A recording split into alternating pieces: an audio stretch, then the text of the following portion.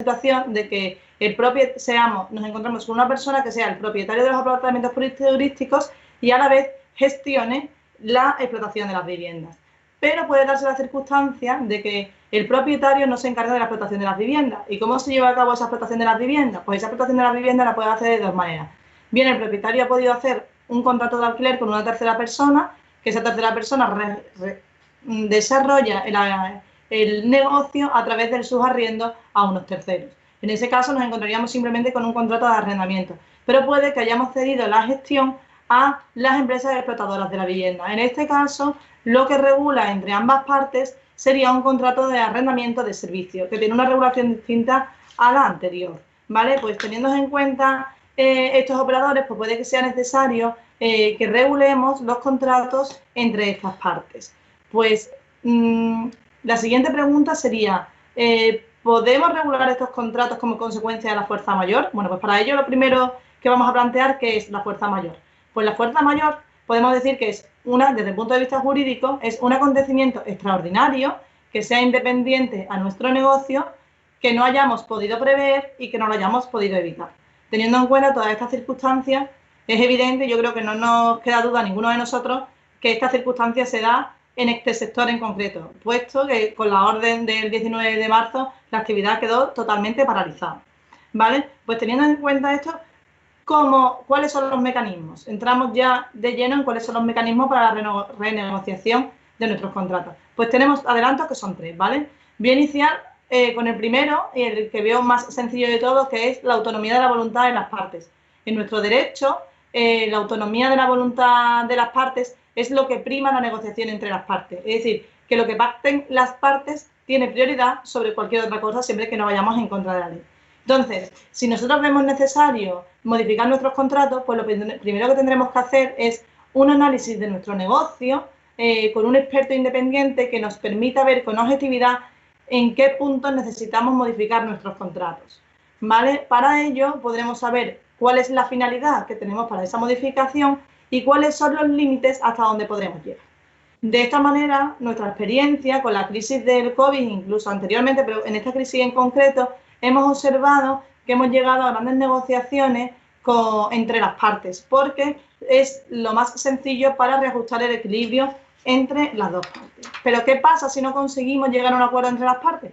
Bueno, pues todavía tenemos unos mecanismos legales y jurisprudenciales que nos permiten establecer unos equilibrios. En primer lugar, voy a hablar de la regulación de la fuerza mayor. La regulación de la fuerza mayor la encontramos en nuestro Código Civil y lo que nos permite, y quiero hacer mucho hincapié en este tema porque se habla mucho de que nos permite no cumplir con nuestros contratos, pues no. Lo que nos permite la fuerza mayor, lo que establece la normativa es que en caso de imposibilidad de cumplimiento con ocasión de una causa de fuerza mayor, como puede ser el COVID, no tendremos que cumplir con las consecuencias del incumplimiento. ¿Esto qué significa? Pues si, por ejemplo, se han pactado unas penalizaciones por un incumplimiento de contrato, no tendremos obligaciones de cumplir con esas penalizaciones, pero sí tendremos obligación de cumplir con nuestros contratos, ¿vale? Entonces, esto tenemos que tenerlo en cuenta porque yo ya me he dado cuenta que está rodando mucho por las redes que como consecuencia de la causa de fuerza mayor no tenemos que cumplir nuestros contratos y eso no es así. Puede que podamos disolver nuestro contrato alegando nuestra causa mayor y que no tengamos que hacer el preaviso, pero las obligaciones hasta el momento habría que cumplirlas. En tercer lugar, tenemos la famosa cláusula rebus. ¿Qué es la cláusula rebus? Bueno, pues la cláusula rebus ha sido de creación jurisprudencial, no legal. Esto ha sido creado por los tribunales y la finalidad ha sido establecer un reequilibrio entre las partes. ¿Esto qué significa? Bueno, pues significa que si tenemos un contrato suscrito con otras personas en unas circunstancias concretas y como consecuencia del COVID esas circunstancias se han modificado, pues puede que sea necesario que tengamos que reequilibrar las partes para que haya reequilibrio entre las dos, ¿vale? Y no tenga que soportar las consecuencias del COVID solamente una parte de ellas. ¿Qué pasa? Si lo intentaremos, si la parte contraria no está dispuesta a reequilibrar las prestaciones, podremos acudir a los tribunales. Entonces, tenemos esas tres posibilidades. ¿Qué más? Pues a mí me gustaría poner de manifiesto que yo he hecho referencia cuando he aducido a la posibilidad de modificación de los contratos a los intervinientes fundamentales en el negocio del alquiler de apartamentos turísticos. Pero estas modificaciones y renegociación de contratos las podremos llevar a cabo no solamente entre nuestras partes, sino con nuestros proveedores, con cualquier operador que nos lleve a cabo cualquier tipo de prestación de servicio o suministro a nuestro negocio. Entonces, podremos aplicarlo a nuestro negocio en general. Tenemos que tener en cuenta que tenemos una relación también con el cliente. ¿Cómo se ha regulado esta crisis y las posibles cancelaciones con los clientes? Pues bien, evidentemente, como consecuencia del COVID ha existido una causa de fuerza mayor que nos ha impedido al cliente final poder disfrutar de su alquiler vacacional. Teniendo en cuenta que esa persona tuviera una reserva para el periodo en el que se haya restringido la movilidad de las personas, existe una causa de fuerza mayor que nos obliga a reembolsar el dinero al cliente. ¿Pero qué ocurre? La regulación del COVID ha establecido que todo viaje combinado que se haya producido la cancelación durante este préstamo permite al proveedor de servicios dar un bono para canjearlo en el plazo de un año. Si en ese plazo de un año no se ha podido canjear ese bono, el cliente final tendrá derecho a su reembolso. Pero ¿qué ocurre? Estamos muy preocupados con la cancelación que pasa para el verano, ¿no? Bueno, pues en el verano, por ejemplo, parece que si todo sigue tal y como se está sucediendo ahora, la actividad turística recobrará la normalidad o la nueva normalidad, como llaman ahora, y se podrá existirá la movilidad para que los destinatarios finales puedan llegar a los destinos de vacaciones. En esos casos, la política de cancelación vuelve a ser la anterior a la pandemia. Y si los clientes nos cancelan los contratos, tendremos que aplicar nuestra política de cancelaciones y no el reembolso total de las cantidades entregadas. Eso ya queda a criterio de cada uno, decidir qué es lo que hacemos, pues si lo que más nos convenga a nuestro negocio. Ya por último, teniendo en cuenta un poco, en este tiempo hablamos mucho de la palabra reinventarnos y hemos escuchado muchísimo que personas dedicadas al alquiler de apartamentos turísticos, pues a día de hoy están ofreciendo sus inmuebles para el alquiler de temporada o el alquiler de larga duración.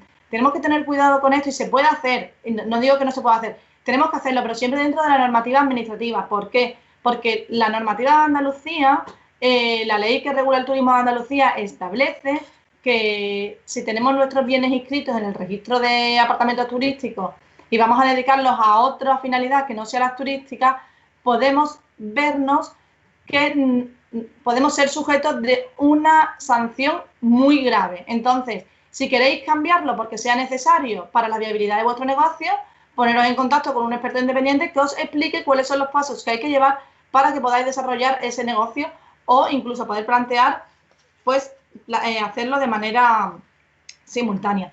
Ya por último, y para no alargar mucho el asunto, me gustaría hablar de las moratorias hipotecarias. Es verdad que cuando se han regulado las moratorias hipotecarias, solamente se ha regulado para las personas físicas, incluso los empresarios que desarrollan su negocio como personas físicas, es decir, como autónomos, no a través de una sociedad.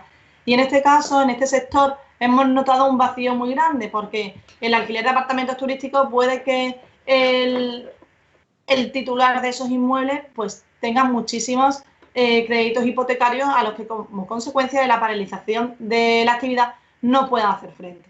Pues bien, es cierto que esa regulación no está prevista para sociedades y solamente para personas físicas. En el caso de las personas físicas, empresarios podrán solicitar la moratoria de 3 meses al pago de hipoteca siempre y cuando se cumplan los requisitos que establece el Real Decreto 11/2020.